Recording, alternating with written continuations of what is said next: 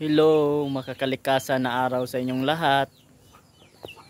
May dalawang puno akong ipakilala sa inyo, ang nara at ang tindalo or bayong na tinatawag, na sa unang tingin ay parang magkatulad ang kanilang dahon. Ang nara ay nasa scientific name na Pterocarpus indicus at ang arrangement ng kanyang dahon ay alternate leaflets na nasa sa family name na Fabaceae. Ang tindalo naman ay nasa Absilia rhomboidea. Ang arrangement ng kanyang dahon ay opposite leaflets.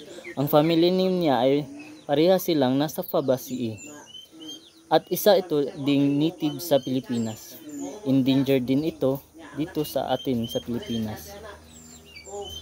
Ang mga species na ito ay magandang tanim sa ating mga kalupaan dahil mayroon itong root nodules na nagbibigay nitrogen fixing bacteria na siya ay makakatulong na maibalik ang pagtaba ng lupa.